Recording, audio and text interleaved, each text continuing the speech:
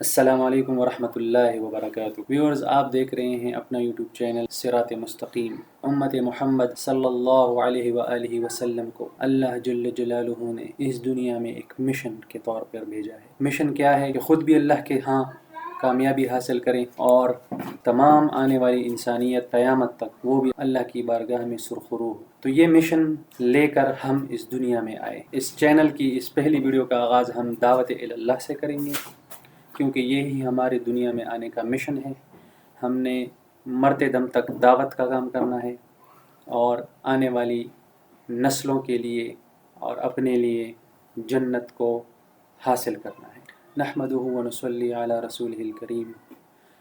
پیارے دینی بھائی اور بہنوں، اللہ جل شانہ کا ہم پر بڑا ہی احسان ہے کہ اس نے ہمیں حضرت محمد صلی اللہ علیہ وآلہ وسلم کی امت میں پیدا کیا ہے۔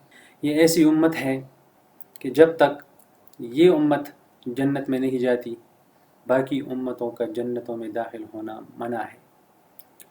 اسی طرح اس امت کا جو نبی ہے، جو کہ اللہ کے محبوب ہیں، جب تک وہ جنت میں داخل نہیں ہو جاتے، کسی بھی نبی کا جنت میں داخلہ منع ہے۔ تو یہ تو ایک فضیلت ہو گئی۔ اس کے علاوہ ایسی امت ہے کہ پچھلی امتوں میں کہ ان کے کیے ہوئے گناہ ان کے دروازوں پر لکھ دیے جاتے تھے۔ تو جب لوگ گزرتے تھے اور ان کے گھروں کے دروازوں کو دیکھتے تھے، اس پر لکھا ہوتا تھا کہ اس شخص نے یہ گناہ کیا ہے۔ اس امت پہ اللہ نے ایسا عظیم احسان کیا ہے کہ اللہ نے اس کا پردہ رکھا ہے۔ اس امت کی فضیلت میں یہ بھی شامل ہے کہ پچھلی امتوں کو اللہ نے ایک نیکی پر 10 گنا اجر دینے کا وعدہ فرمایا، لیکن جب اس امت کی باری آئی اور آپ صلی اللہ علیہ وآلہ وسلم معراج کے موقع پر اللہ جل جلالہ سے ملاقات کرنے کے لیے گئے، تو آپ صلی اللہ علیہ وآلہ وسلم نے میرے اور آپ کے اور پوری امت کے سودے کیے، سر کے ہمارے سودے ہو چکے۔ آپ صلی اللہ علیہ وسلم نے عرض کیا، اللہ پچھلی امتوں کو ایک نیکی پر 10 گنا اجر ملتا تھا، میری اس امت کو کیا ملے گا؟ تو اللہ جل شانہ نے فرمایا، مفہوم ہے کہ پچھلی امتوں کو ایک پہ 10 دیتا تھا، تیری امت کو ایک پہ 70 دوں گا۔ تو ہمارے نبی صلی اللہ علیہ وسلم راضی نہیں ہوئے۔ اللہ نے فرمایا ایک پہ 7,000 دوں گا۔ تب راضی ہوئے جب اللہ جل جلالہ نے فرمایا کہ تیری امت کی ایک نیکی پہ میں انہیں بے حساب دوں گا۔ تو یہ اتنی لاڈلی امت کیوں ہے؟ کیوں پچھلی امتوں کو جو ہے ایک نیکی پہ 10 گنا، اس امت کو ایک نیکی پہ بغیر حساب؟ وجہ کیا ہے؟ صرف ایک دعوت اللہ۔ پچھلی امتوں کو نبی نے ان کو دین پہنچایا اور انہوں نے اس پہ عمل کیا، وہ کامیاب۔ اس امت کو اللہ نے بغیر حساب، بے حساب دینے کا وعدہ کیوں فرمایا؟ کہ اس امت نے نبیوں والا کام کرنا تھا۔ اللہ نے جو نبی بھیجے وہ پاک اور صاف، گناہ سے پاک، انہوں نے اللہ کی طرف لوگوں کو بلایا، دعوت دی۔ لیکن اللہ نے کتنا عظیم احسان کیا ہے اس امت پہ کہ ہم کتنے گندے ہیں، کتنے گنہگار ہیں۔ ہمارے ہاتھوں سے، آنکھوں سے، کانوں سے، زبان سے، پیروں سے، جسم کے ہر حصے سے ہم سے گناہ ہوتے ہیں۔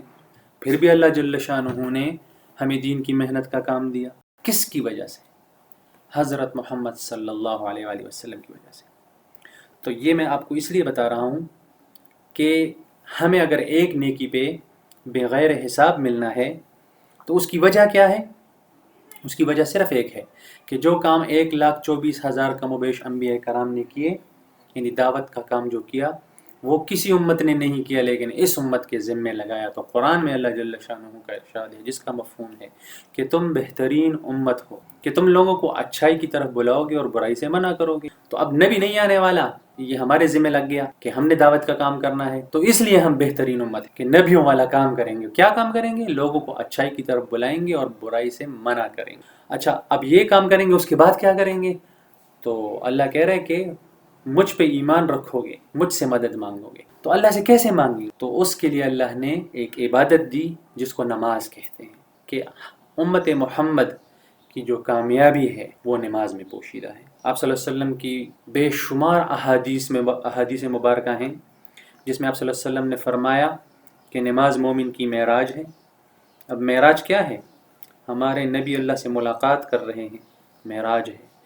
تو نماز مومن کی معراج ہے، یعنی نماز میں اللہ مومن اور اللہ ملاقات کر رہے ہیں۔ نماز جنت کی کنجی ہے، یعنی اگر آپ نماز پڑھو گے آپ جنت میں داخل ہو جاؤ گے، آپ کے پاس جنت سامنے آ گئی، اس کو کھولنے کا اگر کوئی راستہ ہے تو وہ نماز ہے۔ ایک حدیث بڑی مشہور ہے کہ جو 5 وقت کی نماز پڑھے گا اللہ اسے 5 انعام دے گا۔ 5 انعام بولنے میں تو بڑے آسان ہیں، لیکن ان کو اگر ہم تحقیق کریں تو یہ بہت بڑے انعام ہیں۔ یعنی پہلا انعام کیا ہے کہ اللہ رزق فراخ کر دیتے ہیں۔ تو رزق کی فراخی کیا ہے؟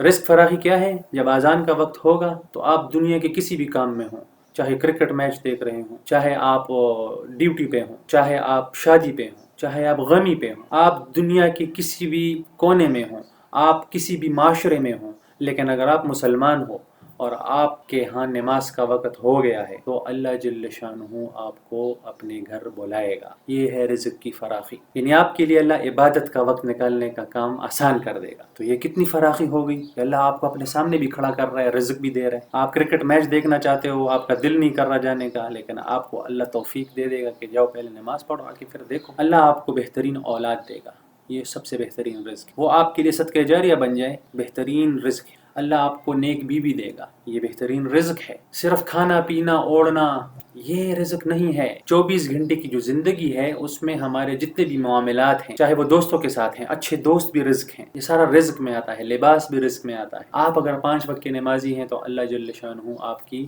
اس نماز کے ذریعے آپ کے اس بیماری اور اس آفت یا اس مصیبت کو رفع کرے گا آسانی سے۔ تو یہ تو پہلا ہو گیا کہ اللہ رزق فراخ فرمائیں گے۔ اب دوسرا انعام ہے قبر کے عذاب سے بچائیں گے۔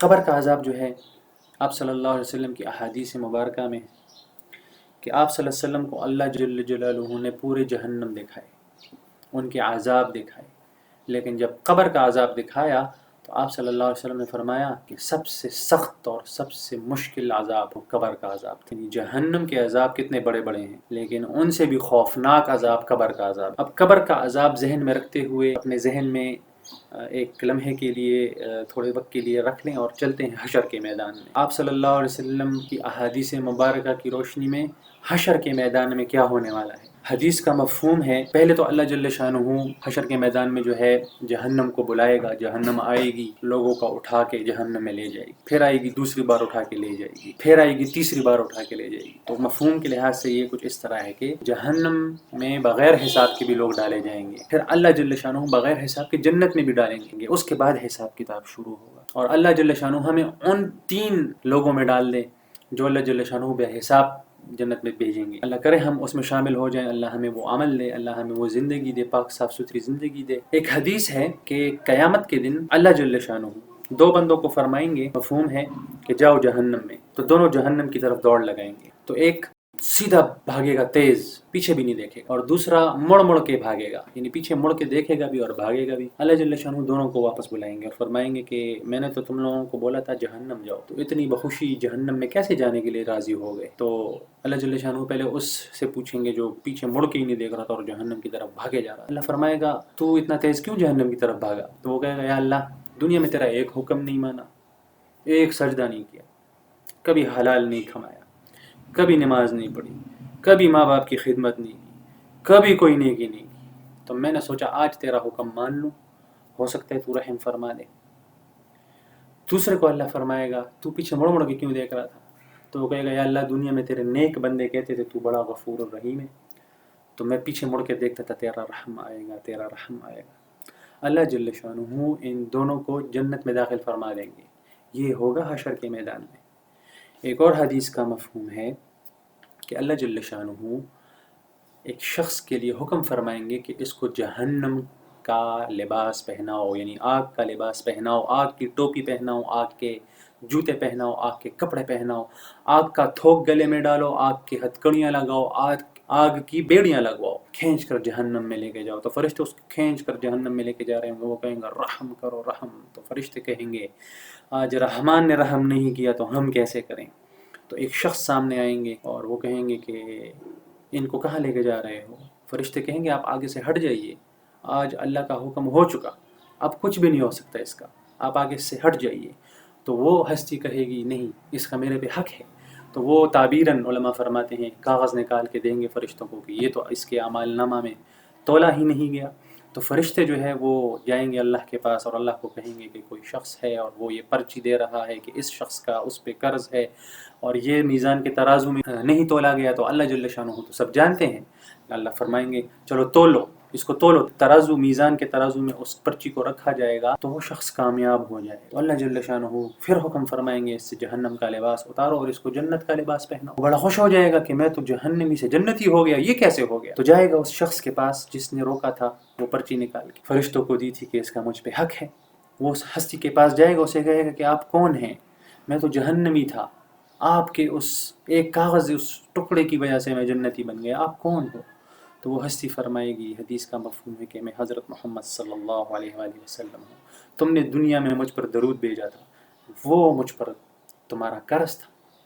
تو درود پڑھنے پہ اللہ جل شانہ حشر کے میدان میں جہنم سے بچا دیں گے. تیسری حدیث، حشر کے میدان میں کیا ہونے والا ہے؟ تیسری حدیث، ایک شخص کی 50 نیکیاں ہوں گی، 50 گناہ ہوں گے. تو اللہ جل شانہ فرمائیں گے جا ایک نیکی لیا تجھے جنت میں ڈال دیتا ہوں. تو وہ جائے گا پہلے ماں کے پاس، ماں جس کے قدموں تلے جنت، جس کی دنیا میں ہم نے سنا 70 ماؤں سے زیادہ اللہ پیار کرتا ہے. جب بھی اللہ کی یعنی محبت کا ذکر آیا تو ماں کا ساتھ میں ذکر آیا کہ ماں کتنا پیار کرتی ہے اپنی اولاد سے. تو اس سے بھی 70 گنا زیادہ اللہ اپنے بندے سے کرتا ہے. 70 گنا نہیں، اس سے بھی زیادہ کرتا ہے، لیکن لوگ اسی طرح بزرگوں سے ہم نے سنا تو اس سے بھی زیادہ کرتا ہے، لیکن 70 گنا ماں کے پیار سے زیادہ پیار اللہ کرتا ہے اپنے بندے سے.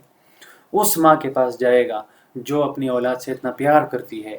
وہ بیٹا جا کے اپنی ماں کو کہے گا یا اے میری ماں ایک نیکی دے دے میں جنت میں چلا جاؤں گا. ماں کہے گی جا جا میرے پاس نہیں ہے. ماں انکار کر، پھر باپ انکار کرے گا جس نے ساری زندگی اپنی ہڈیوں کے گودا اتار کے رکھ دیا، کتنی مشکل سے کمایا، اپنے بچوں کو کھلایا پڑھایا، بڑا اس نے دنیا میں اپنے بچوں کے لیے اپنے آپ کو خوار کیا، بڑی محبت کرتا تھا نا اپنے بچوں سے تاکہ میرے بچے سب سے اچھے رہیں. لیکن قیامت کے دن اپنی ہی اس بچے کو وہ باپ کہے گا جا میرے پاس نہیں ہے. اسی طرح پھر بہن بھائی انکار کریں گے، اولاد انکار کرے گی، بیوی انکار کر دے گی، دوست احباب انکار کر دیں گے، رشتہ دار انکار کر دیں گے. تو یہ بڑا خفا بیٹھا ہوگا. ایک شخص آئے گا تم کیوں اتنے پریشان؟ تو وہ کہے گا ایک نیکی سے مار کھا گیا، ایک نیکی کی کمی سے میں جہنم میں جا. اچھا جو 50 نیکی اور 50 گناہ ہیں وہ بھی جہنم میں نہیں جائیں گے، بلکہ وہ جہنم اور جنت کے درمیان ایک درجہ ہے، اس کو کہتے ہیں آراف. سورہ آراف ایک سورت بھی نازل ہوئی ہے، وہ انہی لوگوں کے ذکر کے بارے میں نازل ہوئی ہے.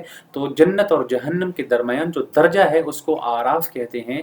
آراف میں کیا ہوگا کہ جو لوگ آراف میں رہیں گے یعنی جنت اور جہنم کے درمیان رہیں گے، یعنی وہ لوگ ہوں گے جس کے 50 نیکی اور 50 گناہ ہوں گے، تو وہ آراف میں رہیں گے. آراف میں کیا ہوگا ان کے ساتھ کہ جنت سے ٹھنڈی اور خوشگوار ہوائیں آئیں گی تو یہ گل و گلزار تر و تازہ ہو جائیں گے. جہنم سے گرم ہوائیں آئیں گی تو یہ جل کر مطلب کالے ہو جائیں گے، سیاہ ہو جائیں گے، تپ جائیں گے. یہ سزا اور جزا ان کے چلتی رہے گی اور اللہ ان کو بھی آخر میں جنت میں داخل فرما دیں گے. لیکن اگر اس بندے کو جس کی بات ہم ذکر کر رہے ہیں جو کہ حضور صلی اللہ علیہ وسلم نے فرمایا، وہ سب کے پاس جب جائے گا اور ان کو اس کا انکار ہوگا تو ایک شخص آئے گا، وہ کہے گا کہ کیوں پریشان بیٹھے ہو؟ تو یہ کہے گا کہ ایک نیکی سے جہنم میں جا رہا ہوں، ایک نیکی مار کھا گیا. وہ کہے گا خفا نہ ہو میں دیتا ہوں. یہ بڑا خوش ہوگا تو جائے گا میزان کے ترازو پہ پہنچ جائے گا، اللہ کو کہے گا یا اللہ مجھے نیکی مل گئی. تو اللہ جل شانہ فرمائیں گے کہاں سے نیکی مل گئی؟ لے کے آج تجھے کون نیکی دے رہا ہے؟ تو یہ جا کے اس شخص کو لائے گا اور ہاتھ سے پکڑ کر اللہ کے بارگاہ میں پیش کرے گا، یا اللہ یہ مجھے نیکی دے رہا ہے. اللہ اس سے پوچھے گا تو اس کو نیکی دیتا ہے؟ تو اللہ کو وہ عرض کرے گا ہاں اللہ دیتا ہوں. تو اللہ کو فرمائیں گے کیوں دیتے ہو؟ آج تو ماں نیکی نہیں دے رہی، باپ نیکی نہیں دے رہا، ماں نہیں دے رہی، بیوی نہیں دے رہی، بچے نہیں دے رہے، رشتہ دار نہیں دے رہے، سب اپنی اپنی غم میں مبتلا، کوئی نیکی نہیں دے رہا، تم کیوں دے رہے ہو؟ تو وہ کہے گا یا اللہ میرے پاس 99 گناہ ہیں، ایک نیکی ہے، میں تو ویسی جہنمی ہوں. تو تیرے بندے کا کام بن جائے گا. اللہ کہے گا اچھا تو مجھ سے بڑا سخی ہے، آج مجھ سے بڑا کوئی سخی نہیں، تو بھی جا جنت میں، تو بھی جا جنت میں. اللہ تو قیامت کے دن حشر کے میدان میں ایسا کرنے والا ہے. تو میرے پیارے بھائیوں اور بہنوں، یہ تو اللہ کرنے والا ہے. پھر میں آپ کو بتاتا ہوں کہ ایک اللہ کی رضا کے لیے آپ نے کسی کو کھانا کھلا دیا، تو اگر کھانا کھلانے والا جہنمی ٹھہرا اور کھانا کھانے والا فقیر جنتی ٹھہرا، اس جنتی کو، اس فقیر کو قیامت کے دن حشر کے میدان میں اللہ فرمائیں گے جا تجھے میری رضا کے لیے کسی نے کھانا کھلایا تھا، اس کو اس حشر میں इस जहन्नमियों में ढूंढ और उसे हाथ से पकड़ के जन्नत में ले जा। सुभान अल्लाह। यानी अगर आप अल्लाह की रज़ा के लिए किसी गरीब को खाना खिला दें, ये भी जन्नत का ज़रिया बन जाएगा। पानी पिला दें तो इसके बारे में भी है, वो भी अल्लाह फरमाएगा जा तुझे पानी पिलाया था, हाथ से पकड़ के जन्नत में ले जा। लिबास दे दिया, कपड़ा दे दिया, जूते दे दिए, अल्लाह कहेगा जा इसने तुझे मेरी रज़ा के लिए दिया था, हाथ से पकड़ के अपने साथ जन्नत में दाखिल कर दे। तो ये तो क़यामत के दिन ऐसे होगा। फिर क्या होगा? देखिए, एक शहीद कितने लोगों को जन्नत में लेके जाएगा, एक आलिम कितने लोगों को जन्नत में लेके जाएगा, एक हाफिज़ कितने लोगों को जन्नत में लेके जाएगा। तो ये भी अपने साथ लोगों को जन्नत में लेके जाएंगे। फिर अवैस करनी रहमतुल्लाह अलैह माँ की खिदमत की, हुज़ूर सल्लल्लाहु अलैहि वसल्लम की ज़ियारत न कर सके, तो अल्लाह जल्ल शानुहु ने उनकी माँ की खिदमत पे उन्हें इतना बड़ा इतनी बड़ी फजीलत दे रखी है कि आप सल्लल्लाहु अलैहि वसल्लम ने फरमाया कि जब अवैस करनी जन्नत के दरवाज़े पे दाखिल होगा तो अल्लाह फरिश्तों को फरमाएगा इसको जन्नत के दरवाज़े पे रोक लो।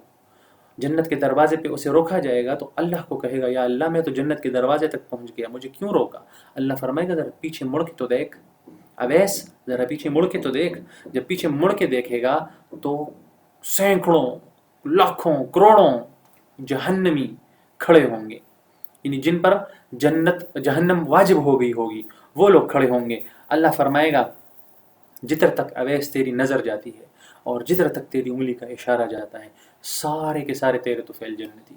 तो माँ की खिदमत में अल्लाह इतना बड़ी फजीलत दे देंगे कि वो इतने करोड़ों जहन्नमियों को साथ जन्नत में लेके जाएगा।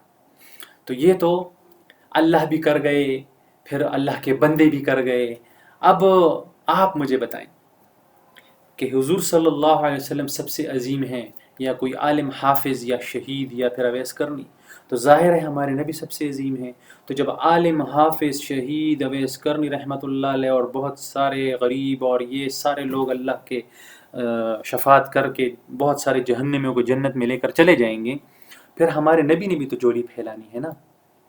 हदीस मशहूर है कि सारे नबी कहेंगे या रब नफ्सी, उनकी उम्मतें कहेंगी या रब नफ्सी, हम कहेंगे या रब नफ्सी।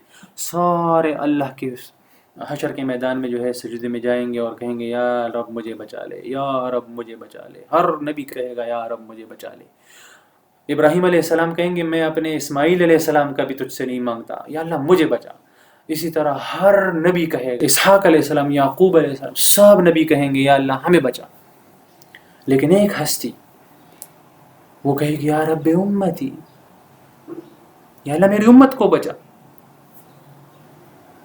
तो फिर आप मुझे बताएं कि जब इतने लोग अपने साथ जन्नत में लेके जाने वाले लोग होंगे, उलमा होंगे, हाफिज होंगे, शहीद होंगे, अवैस करनी रहमतुल्लाह अलैह, ये लोग लेके जाएंगे, तो जब मेरा नबी अपने मुबारक ज़बान से, अपने मुबारक मुँह से इरशाद फरमाएंगे या रब उम्मती, तो क्या अल्लाह मेरे नबी की दुआ को रद्द फरमाएंगे? नहीं, नहीं रद्द करेंगे। यकीन मानिए नहीं रद्द करेंगे। तो इसलिए मैं आपको कह रहा हूं कि उम्मत मोहम्मद इंशाअल्लाह जन्नती है।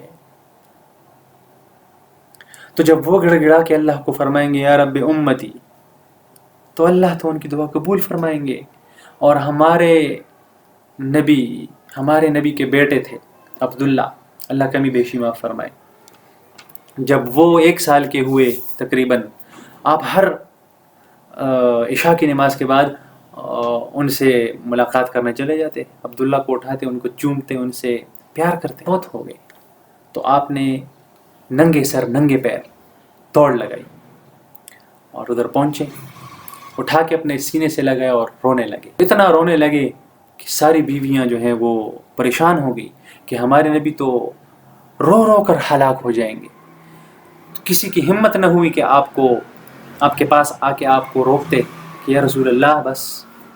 तो आयशा रज़ियल्लाहु ताला अन्हा को बाकी बीवियों ने कहा कि जाके आप हज़रत मोहम्मद सल्लल्लाहु अलैहि वसल्लम को कहें। आयशा रज़ियल्लाहु ताला अन्हा आई आप वसल्लम के पास और अर्ज़ की या रसूल अल्लाह, हर नबी को अल्लाह ने जो है एक दुआ दी है दुनिया में कबूल होने के लिए, तो आपका गम इतना बड़ा है, आप इतने अफसरदा हैं, तो आप अब्दुल्ला के लिए अल्लाह से मांग लें, अल्लाह इसे ज़िंदा कर दे, आपका गम ख़त्म हो जाएगा। तो हमारे नबी रोते रोते फरमाने लगे नहीं आयशा, یہ دعا میں نے اپنی امت کے لیے رکھی ہے. اس امت کے لیے انہوں نے اپنے بچے کو جانے دیا، اپنے غم کو سہنے دیا اپنے اوپر. تو قیامت کے دن جب وہ کہیں گے یا رب امتی، میرے پیارے دینی بہنوں بھائیوں، اللہ ہمیں معاف کر دے گا. تو میں آپ کو بتا رہا تھا کہ قیامت کے دن اللہ کیا کرنے والا ہے، اور میں آپ کو بتا رہا تھا کہ نماز کا جو دوسرا انعام ہے وہ قبر کے عذاب سے بچنا ہے. تو قبر کا عذاب، اب قبر کے عذاب سے تو اگر کوئی بچ گیا تو وہ تو مزے میں ہے، کیونکہ حشر میں تو یہ ہونے والا ہے. اس لیے یہ جو 5 وقت کی نماز ہے اس کا اہتمام کریں. 5 وقت کی نماز باجماعت مرد پڑھیں، عورتیں اپنے گھر میں ٹائم پہ پڑھیں، تو قبر کا عذاب نہیں ہوگا. کیونکہ آج اگر ہم مر گئے اور قیامت تک قبر میں پڑے رہے تو قبر میں ہمارے ساتھ کیا کیا ہوگا. آپ صلی اللہ علیہ وسلم کی بے شمار احادیث موجود ہیں، کتنے سخت عذاب ہیں قبر کے. تو اس سے بچنا ہے 5 وقت کی نماز. تیسرا انعام ہے پل صراط پر سے اللہ جل شانہ بجلی کی چمک کی طرح گزار دیں گے. اب یہ کتنا آسان ہے کہہ دینا کہ پل صراط پر سے اللہ بجلی کی چمک کی طرح گزار دیں گے. میں آپ کو بتاتا ہوں کہ بجلی کی چمک کی طرح پل صراط پر سے گزارنے کا مطلب کیا ہے. آپ کو پتہ ہے پل صراط کتنا لمبا فاصلہ ہے؟ پل صراط ہے 1500 سال کا فاصلہ، 1500 سال کا فاصلہ. اور پل صراط ہے بال سے باریک، تلوار کی دھار سے تیز ایک راستہ. تو اگر مجھ جیسا شخص جو کہ اتنا گنہگار ہو اور کمزور ایمان والا ہو، وہ تو کہے گا کہ میں تلوار کی دھار پر اور بال سے پتلی جگہ پر پیر رکھوں گا، میں تو کٹ کے نیچے جاؤں گا. نیچے کیا ہے؟ جہنم. اور آپ کو ایک بات بتاؤں کہ صرف اور صرف مومنوں نے ایک پل صراط پر سے گزرنا ہے. کافروں کو اللہ بغیر پل صراط کے جہنم میں پھینک دے گا. تو پل صراط جہنم کے اوپر ایک پل ہے جو کہ بال سے باریک ہے، تلوار کی دھار سے تیز ہے. اس پر کیسے جاؤں؟ جو 5 وقت کی نماز پڑھے گا اس پر سے اللہ گزار دے گا. اب یہ 1500 سال کا فاصلہ ہے، 500 سال چڑھنا ہے، 500 سال سیدھا جانا ہے، 500 سال اترنا ہے، اور بجلی کی چمک کی طرح اللہ گزار دے گا. کتنا بڑا انعام ہے یہ، سوچے ذرا. پل صراط سے گزرنا کوئی مذاق نہیں ہے. 5 وقت کی نماز آپ کو اس پر بجلی کی چمک کی طرح گزار دے گی. چوتھا انعام، اللہ جل شانہ بے حساب جنت میں داخل کریں گے. اب بے حساب جنت میں داخل کرنا، اس پر حضور صلی اللہ علیہ وسلم کی ایک حدیث ہے جس کا مفہوم ہے کہ آپ صلی اللہ علیہ وسلم فرماتے ہیں یا اللہ میرا حساب آسان کرنا. عائشہ رضی اللہ تعالیٰ عنہ نے عرض کیا یا رسول اللہ آسان حساب کیا ہوتا ہے؟ تو آپ صلی اللہ علیہ وسلم نے فرمایا کہ میں اللہ کی بارگاہ میں اللہ کے سامنے ہوں، میرا عمل نامہ اللہ کے ہاتھ میں ہے، اور اللہ جل شانہ میرے عمل نامے کے ورق الٹا کر دیکھ رہے ہیں. اور اگر انہوں نے مجھ سے پوچھ لیا کہ محمد یہ کیا، تو میں بھی ہلاک ہو جاؤں گا. اللہ اکبر. یہ کون فرما رہا ہے؟ یہ ہمارے نبی فرما رہے ہیں صلی اللہ علیہ وآلہ وسلم کہ اگر مجھ سے بھی اللہ نے میرے عمل نامے میں حساب کتاب میں پوچھ لیا کہ محمد یہ کیا، تو میں بھی ہلاک ہو جاؤں گا. تو میرا آپ کا کیا حال ہوگا؟ ہمارا تو ہر ورق پہ یہ ہوگا کہ فلاں یہ کیا، فلاں یہ کیا. تو اگر کوئی چاہتا ہے کہ اللہ میرے عمل نامے کو دیکھ کے بند کر کے مجھے سیدھے ہاتھ میں دے دے، مجھ سے حساب نہ لے، 5 وقت کی نماز پڑھ، کتنا بڑا اجر ہے. اور آخری انعام، 5واں انعام، وہ کیا ہے؟ وہ ہے سیدھے یعنی یہ جو ہے سیدھے ہاتھ میں عمل نامے کا ملنا. یہ بہت بڑا انعام ہے. علماء فرماتے ہیں کہ اللہ نے قرآن میں 2 دوڑیں ارشاد فرمائیں. ایک دوڑ تھی موسیٰ علیہ السلام کی. جب اللہ نے موسیٰ علیہ السلام کو فرمایا کہ آپ کے ہاتھ میں جو ہے اس کو پھینکو، تو جب اس کو پھینکا تو وہ اژدہا بنا، تو آپ نے ایک دوڑ لگائی. یہ تھی خوف کی دوڑ، اور اس میں انہوں نے پیچھے مڑ کے بھی نہیں دیکھا. ہم پیچھے مڑ کے دیکھیں رفتار میں کمی آتی ہے، تو پیچھے مڑ کے بھی نہیں دیکھا. تو ایک تو یہ دوڑ تھی. دوسری تھی خوشی کی دوڑ، اور اس کا اللہ نے ارشاد فرمایا یعنی اگر دنیا میں کسی کو ڈگری مل جائے، نوکری مل جائے، کامیابی مل جائے، تو وہ چھلانگیں مارتا ہے، نعرے لگاتا ہے، یاہو ہرے اور یہ اور وہ پتہ نہیں. تو اللہ نے بھی جس کو عمل نامہ سیدھے ہاتھ میں ملے گا اس کا بھی ایک نعرہ، خوشی کا نعرہ ارشاد فرمایا. وہ کیا فرمایا قرآن میں؟ ہاؤم اقرؤوا کتابیہ، یعنی میرا عمل نامہ دیکھو، میری ڈگری دیکھو. اور یہ کہتا ہوا وہ جنتی جس کو یہ سیدھے ہاتھ میں ملے گا، وہ حشر کے میدان میں ایک دوڑ لگائے گا، دوڑے گا، اور لوگ بھی اس کے پیچھے دوڑیں گے کہ یار یہ اتنا خوش کیوں ہے، اس کو کامیابی کیسے ملی، چلو اس کے پیچھے. تو وہ دوڑے گا، لوگ بھی اس کے پیچھے دوڑیں گے. جب وہ جشن منا لے گا، پھر لوگ اس کے ارد گرد جمع ہوں گے، کہیں گے یہ تم کیسے کامیاب ہوئے؟ وہ کہے گا مجھے پتا تھا میں نے مرنا ہے، مجھے پتا تھا میں دنیا میں کیوں بھیجا گیا، تو میں اسی کے مطابق زندگی گزارتا رہا، آج کامیاب ہو گیا. تو اگر کوئی چاہتا ہے کہ اسے یہ عمل نامہ سیدھے ہاتھ میں ملے تو 5 وقت کی نماز پڑھے. ایک حدیث میں آپ کو آخر میں بتانا، قیامت کے دن نوح علیہ السلام کو اللہ کی بارگاہ میں بلایا جائے. نوح علیہ السلام کو اللہ فرمائے گا کہ میں نے تم پر تمہاری قوم کے احکامات کو نازل کیا تو تم نے کیا کیا؟ تو نوح علیہ السلام فرمائیں گے یا اللہ میں نے نہ دن دیکھی نہ رات دیکھی، کبھی اونچی آواز میں کبھی جامع کان میں انہیں بولتا تھا اللہ سے معافی مانگ لو، اللہ تمہیں معاف کر دے گا، اللہ تمہیں رزق دے گا، اللہ تمہیں بیٹے دے گا، اللہ تمہارے کھیت کھلیان ہرے کر دے گا، اللہ تم پر بارش برسائے گا، اللہ تم پر رزق برسائے گا. لیکن جب بھی میں نے یہ کہتا تھا یہ کانوں میں انگلیاں دے دیتے تھے اور آنکھوں پر پردے گرا دیتے تھے. تو اللہ جل شانہ چونکہ قیامت کا دن حساب کتاب کا دن ہے، اللہ جل شانہ نوح علیہ السلام کی قوم سے پوچھیں گے کہ میرے نبی نے تم تک یہ باتیں پہنچائیں؟ تو نوح علیہ السلام کی قوم انکار کر دے گی، انہوں نے تو ہم تک یہ باتیں ہی نہیں پہنچائیں. کیسے نبی ہیں؟ 950 سال تبلیغ کی، کیسے کی؟ نہ دن دیکھی نہ رات دیکھی، نہ بارش دیکھا نہ طوفان دیکھا. ہم نے تو 40 دن دیکھے، 4 مہینے دیکھے، 3 دن دیکھے، پھر گھر دیکھا، پھر بچے دیکھے، پھر جا کے کہیں سال میں 40 دن لگائے، پھر جا کے کہیں مہینے میں 3 دن لگائے. تو اللہ جل شانہ نوح علیہ السلام کو کہیں گے کہ تمہاری قوم نے تم سے انکار کر دیا، جاؤ اپنے گواہ لے کر آؤ.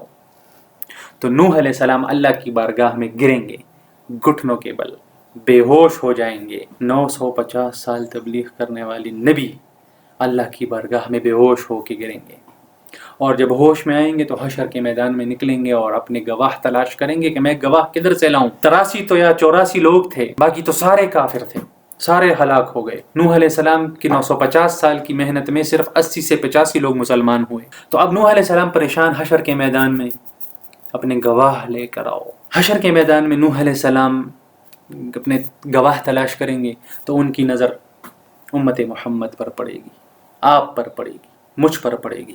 تو نوح علیہ السلام ایک نعرہ چیخ لگائیں گے یا اللہ مجھے میرے گواہ مل گئے. اللہ جل شانہ کو پتہ ہے، پھر بھی پوچھیں گے کون ہے تیرے گواہ؟ تو نوح علیہ السلام عرض کریں گے یا اللہ امت محمد صلی اللہ علیہ وآلہ وسلم میری گواہ ہے. تو پیچھے سے ان کی قوم چلائے گی یہ تو ہم سے بڑے بعد میں آئے، ان کو کیا پتا.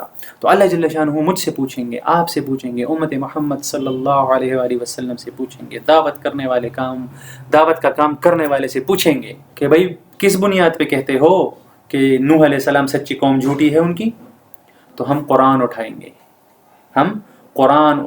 اور ہم کہیں گے یا اللہ 29واں پارہ سورہ نوح، اس میں اللہ نے فرمایا کہ میرے نبی نے ان تک بات پہنچائی. یا اللہ تیرا کلام حق اور سچ ہے، ہم تیرے کلام کو بنیاد بنا کے گواہی دیتے ہیں کہ نوح علیہ السلام سچے، ان کی قوم جھوٹی ہے.